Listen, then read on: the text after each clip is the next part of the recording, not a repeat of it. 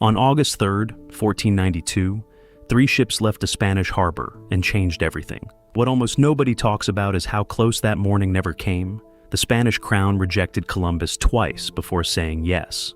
This wasn't destiny. It was a near miss, and that's the thread I can't stop pulling. By the 1560s, roughly a third of Spain's military budget was being paid for by silver pulled out of a single mountain in what is now Bolivia, Potosí. That one number changes everything about the world we think we understand. Without that mountain, the Habsburgs, the family that controlled Spain, Austria, and large parts of Central Europe simultaneously, are running a war machine they cannot afford. And the war that matters most, the one that actually drew the map of Europe, is the one against the Ottoman Empire.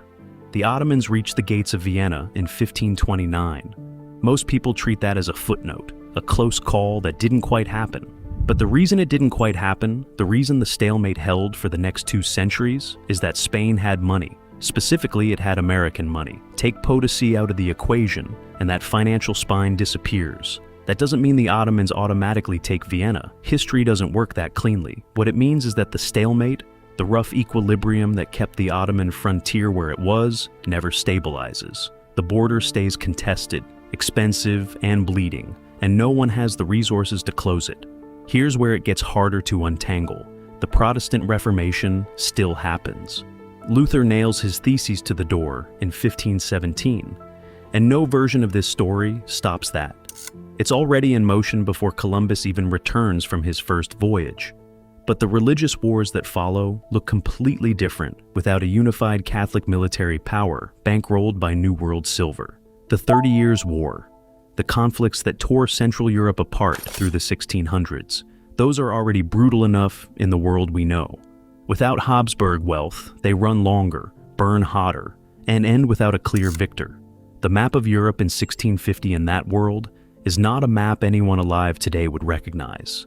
Does it feel like a coincidence to you that the same decade Spain started pulling serious silver out of Potosí, the 1550s, is the exact same decade it suddenly had the capacity to fight the Ottomans, suppress Protestant rebellions, and fund a global navy at the same time?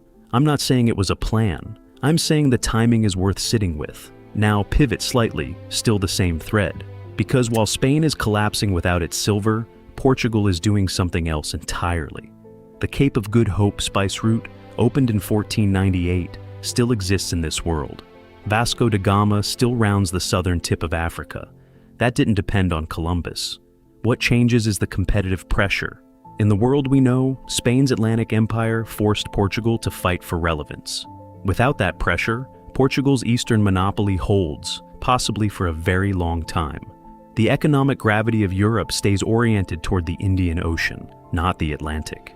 And that single shift pulls everything else with it. England, France, and the Netherlands never developed the Atlantic naval culture that eventually produces their empires. The shipbuilding, the navigation schools, the merchant adventurer class, none of that emerges the way it did. Because the Atlantic isn't the prize. The scramble, if there is one, is for control of Portugal's eastern route. Every other European power is angling for a seat at a table Portugal already owns. A world without Columbus is not a simpler world. It is a world where the Ottoman Empire and the Portuguese trading network are the 2 dominant global forces, and every other European power is a secondary player, looking east, trying to negotiate access to someone else's geography. That is a fundamentally different kind of world. And we haven't even looked at what's happening on the other side of it yet. If Portugal never faced Atlantic competition from Spain, do you think its eastern monopoly would have held, or would another European power have eventually broken it? Drop your answer in the comments below, because what happens next in the east is where this gets genuinely strange. In 1492, the Songhai Empire under Askia Muhammad controlled more territory than any single European state on the map. Its capital, Timbuktu, had a university, the Sankore, that was already centuries old. That's not a footnote. That's a civilization at full stride. Now pick up the thread from where we left it.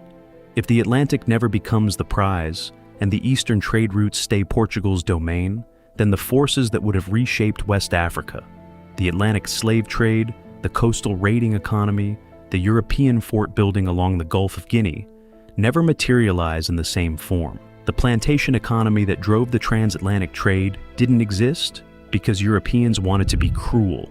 It existed because they needed labor for land they had just taken. No New World land, no plantation logic, no demand signal.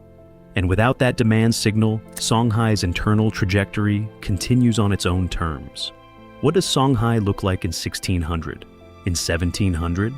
The academic literature on this period, including work that has circulated through scholarly circles, offers no consensus. The Sankore was already producing scholars, legal codes, and manuscripts at a scale that rivaled European centers of learning. Whether that compounds into something that looks like an early modern state or fractures under its own internal pressures is genuinely unresolvable. That uncertainty is not a gap in the argument. It is the argument. We assume the world without Columbus is simpler. It isn't. It's just differently complicated. Then there's China. The Ming dynasty pulled its treasure fleet home in 1433 and burned the shipbuilding records. The standard explanation involves court politics and the cost of maintaining fleets with no sufficiently profitable destination. But historians who study this period have noted the calculus was partly geographic. The Indian Ocean routes were already crowded, and there was no obvious new theater to justify the expense.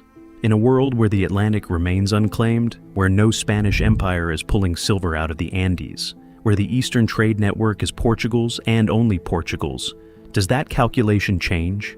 Does a Ming admiral eventually round the Cape from the opposite direction, looking for a way into a market Portugal has locked up? There is no clean answer. But the question sits there and doesn't go away. And then there are the civilizations the script has been circling without naming directly. The Aztec Empire in 1492 is at its military peak. The Inca road system is more extensive than Rome's at its height, a network built for administration, communication, and control across terrain that would have defeated most ancient engineering. In a world where no European contact comes in 1492, these are not frozen in place. They are growing, shifting, developing internal tensions and expansions on their own timeline in directions we cannot predict because no one ever had to think about it seriously until recently. Here is the turn the whole script has been building toward. The question was never really whether this alternate world is better or worse. That framing assumes we know what better means across 500 years of compounding contingency. The real question, the one that doesn't have an answer, is whether the world we actually got was inevitable, or whether it was the result of one proposal accepted on the third try by a court that had already said no twice. On the morning of August 3rd, 1492, the ships were in the harbor. Someone, somewhere in the Spanish court, had finally said yes. What were they thinking in that last moment before they did? What version of the world were they trying to build? Because the version we ended up with, the one we call history, was not the only one available. It was just the one that got chosen, almost by accident, on a morning that almost didn't happen at all. Subscribe if that unsettles you, and watch our next video.